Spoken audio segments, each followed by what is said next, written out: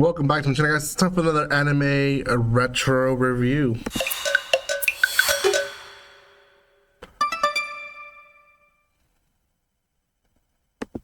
Welcome once again. I try my best to watch older anime, especially if they're series that have quite a bit of depth into the anime community. This is one that I found that kind of does. It has light novels, it has mangas, it has 2 seasons of anime, which I watched the first season already. It has games, so it has quite a bit of influence. It was funny. It was short. I'll explain how short it was in just a second, but it was short.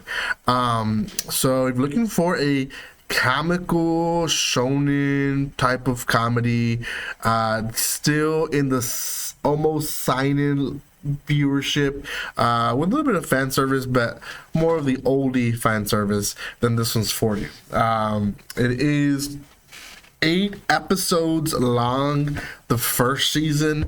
The second season, I think it's only I think it's also 8 episodes, I believe, actually, or 9 episodes. Now, at least for the first season, the episodes were 15-minute long episodes, so it was really like I've watched only 4 episodes in total. But and in fact, Crunchyroll has them as 4 episodes, but in the title they put episode 1 and episode 2, so you kind of do feel like you pretty much just watch 4 episodes. So it's an easy anime to watch, and it has quite a bit of influence to the genre. So before anything, guys, if you haven't done so by now, make sure you subscribe to my channel, give some love by commenting, liking, and sharing. You guys can follow me on social media and other places on the description below. Thank you so much for everyone who has been lately giving support to the channel. I'm back on my original groove of just posting regular videos, reaction videos, reviews, and all that. So thank you for all the continual support that you guys do share on this channel. Okay, so first and foremost, we have our 2 main characters, Sakura and Dokuro. Sakura is a boy who in the future, in 2025, he's expected to create an invention that makes girls basically peak at around 12, 13 years old, and then they have eternal life at that age, essentially.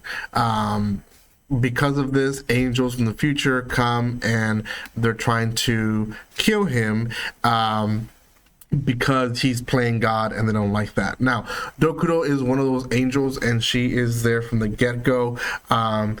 The whole comedy between them two is that she basically wants to save him, but intentionally kills him almost every episode. So and sometimes multiple times, and then revives him. The first time was not expected. I cracked up so much, to be honest. I didn't expect for that to happen, and then eventually it was kind of like, oh yeah, she's gonna kill him, she's gonna kill him, and it was kind of expected, but also I was waiting for the returning gag that they had for this series. So she basically, in the actual character development, comes close to Sakura. They're very close to each other. They hint at the end of the series that there's like a romance amongst them, but she wants to try her best to basically prove to the future angels that he himself can be saved, and also not create whatever creation is going to create in the future. In the first episode or second episode, we get another angel called Sabato, and Sabato, she's also a reoccurring joke in almost every episode, where at the beginning she's a student, she's defeated by Dokuro and Sakura, and basically she becomes homeless and doesn't know what to do. So she kind of comes out a few times here and there in almost every episode, and she's always in like the worst state possible, and it feels like every time we see her she's doing worse and worse and worse, and she still tries in her own ways to kill Sakura, but she just never successful, obviously.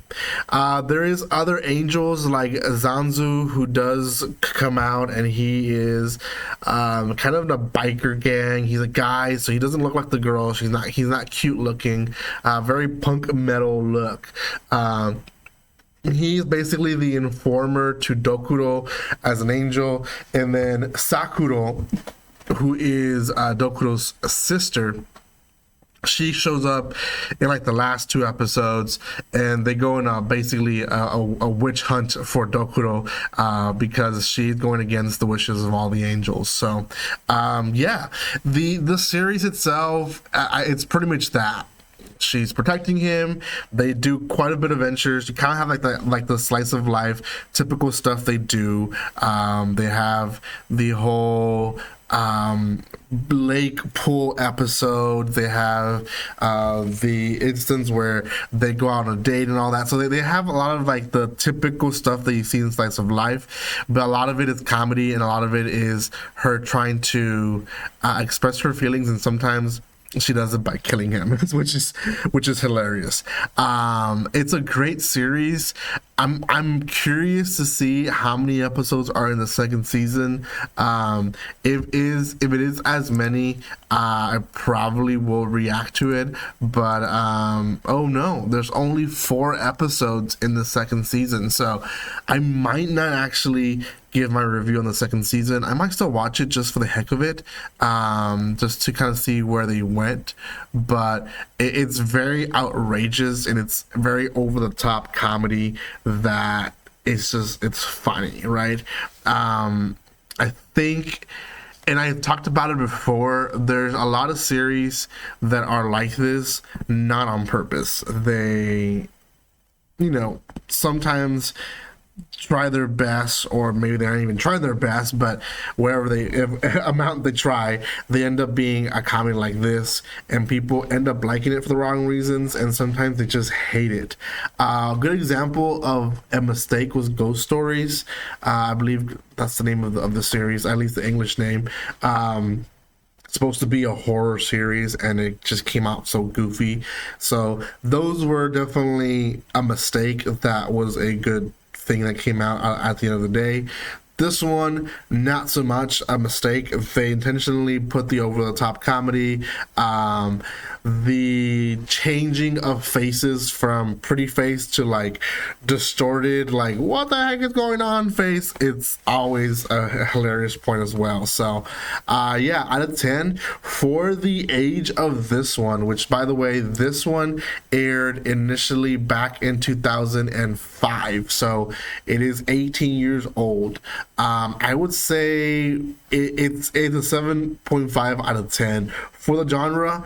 Definitely a good comedy. I would say it's short to the point. Some comedies, they take themselves too serious, and they want to elongate the comedy more than they should have. This one, they know what they're doing. Keep it short, straight to the point, funny, keeps you entertained, and you can watch it in a sitting, to be honest. So yeah, props to them. Thank you guys so much for watching this. If you haven't done so by now, subscribe to my channel. Check out my other reviews. I have quite a bit of them here. Thank you for the support that you do show here. If you want to further support me, check out the links in the description below. And guys, like always, don't be strangers. See you guys.